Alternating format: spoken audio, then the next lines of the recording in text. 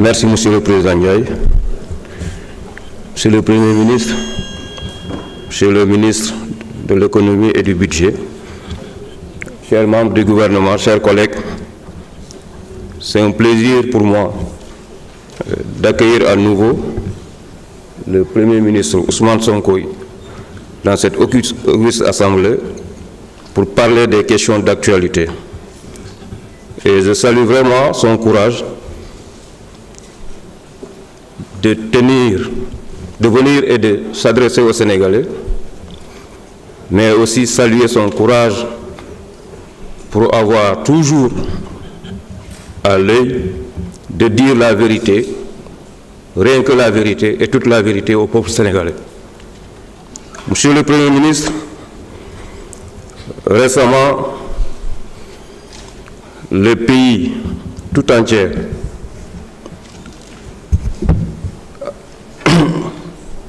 a eu le rapport de la Cour des comptes et le scandale de la dette cachée et du déficit maquillé révélé par l'audit des finances publiques pour la période 2019-2024 nécessite pour le surmonter un pacte de stabilité sociale entre l'État du Sénégal, les employeurs et les travailleurs.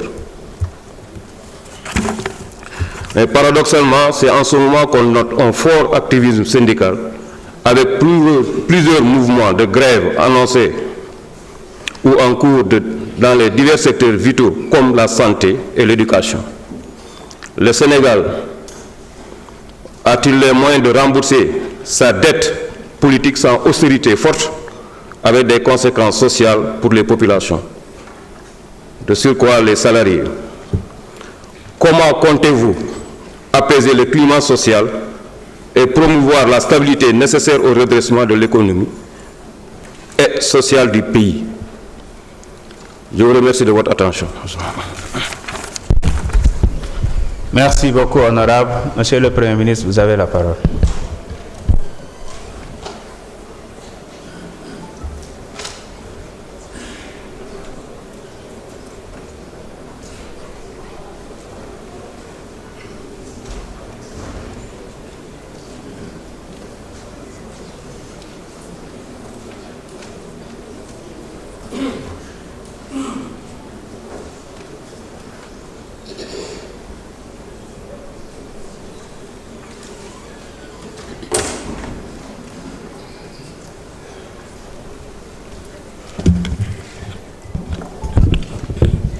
Monsieur le Président de l'Assemblée nationale, Mesdames et Messieurs les honorables députés, Mesdames et Messieurs les ministres et secrétaires d'État, c'est un honneur et un plaisir de nous retrouver ici aujourd'hui. Et comme je l'avais promis la dernière fois, nous serons ici autant que possible pour élever la démocratie au Sénégal et pour nous livrer à cet exercice essentiel, important de dialogue entre les deux pouvoirs. La question qui a été posée par l'honorable député Diaité découle de la publication d'un rapport dont le Sénégal tout entier et le monde tout entier ont pris connaissance. Un rapport qui, en amont, avait fait couler beaucoup d'encre, mais comme on dit, la vérité finit toujours par rattraper le mensonge et le dépasser. Et ce qui ressort de ce rapport est particulièrement catastrophique pour ce pays, particulièrement inquiétant et nécessite de la part de nous tous, citoyens sénégalais, un sursaut, un vrai sursaut. Et c'est pourquoi, dans la chronologie, il aurait été important de revenir d'abord sur les conclusions de ce rapport pour mieux sensibiliser les Sénégalais. Je sais que le débat s'est instauré depuis quelques jours, il a été intense et je crois comprendre que l'essentiel des Sénégalais aujourd'hui ont compris ce qui s'est passé dans ce pays, mais peut-être ne comprennent pas encore suffisamment ce que cela induit en termes de responsabilité de chacun d'entre nous. Dans ce pays qui est une démocratie, il est instauré la liberté d'association. Et parmi ces libertés, la liberté pour les travailleurs de s'organiser en syndicats pour défendre leurs intérêts matériels et moraux. Je suis suffisamment bien placé pour le savoir, puisque moi-même, j'ai été initiateur d'un syndicat que j'ai eu à diriger pendant 2 mandats. Et nous respectons fondamentalement ce droit que nous allons continuer à promouvoir, à encadrer et à enrichir.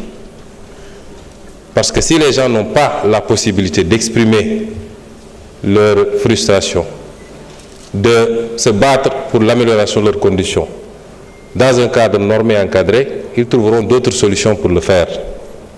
Et c'est pourquoi la meilleure formule, c'est celle-là qui consiste à permettre aux travailleurs de s'organiser. Et en tant qu'État, nous sommes là pour écouter, dialoguer, discuter, encadrer, mais également trouver des solutions. Et nous y travaillons tous les jours. Je ne vais pas trop développer sur cet aspect parce que vous avez dû vous rendre compte que, à la lecture du communiqué du Conseil du ministre d'avant-hier, nous avons retenu la date du 27 prochain pour lancer la première édition du dialogue social, avec comme objectif d'aboutir à un pacte de stabilité sur la base d'un dialogue franc, sincère et profond. Ce que j'entends par dialogue franc et sincère, c'est que nous, gouvernement, contrairement à ce qui s'est fait dans le passé, nous ne cacherons absolument rien aux Sénégalais. Tout sera mis sur la table. Et chaque Sénégalais pourra apprécier des capacités réelles de son État pour pouvoir asseoir en conséquence des revendications légitimes, mais également responsables. Parce que, rapporté à chacun d'entre nous, si je dois donner un exemple ou une illustration, borom kër gu ne la nga yor sa poche rek nga mën a jox sa njaboot boo noo bëgg-bëgg sa njaboot ak loo leen yéene buñ la nee villa bi gën a rafet Almadi laa bëgg te yow la ngay fayal waaye tëna la defe naa du gaaw a sotti. Kon revendication day fekk ki nga koy laaj mu leer la ni mën na ko am na ko waaye su demul noonu rek mooy sama yoon newul ci loo am ak loo mën waaye faw di nga def li ma bëgg, loolu nekkatul revendication leneen lañ koy tuddee. Pour nag ñoom ñu xam li état bi am ak li mu mën, moo tax ci dialogue bi, partant de ce qui a été déjà fait avec le rapport, mais partant de tout ce qu'on est en train de faire, parce que rapport bi benn toq rek la ci li ñuy liggéey fi mu toll nii ci situation réew mi te nañ ci dellu si certainement, yaakaar naa ni peut-être député yi nañ ci addu ñu teg loolu yépp sur la table, wax fi situation bi toll, lan la ñu mën tey, lan la ñu mën ëllëg ak lan la ñu war a mën a renvoyer ci ay délais yu gën a kawe. Loolu mooy suñu conception ci dialogue social, et nous serons très flexibles ci lépp loo xam ne dafa laaj flexibilité, mais nous serons fermes et intransigeants ci lépp loo xam ne jaaduwul yenuwul maana te réew mi mënu ko attanu ko. Je vous remercie. Merci beaucoup, Monsieur le Premier ministre.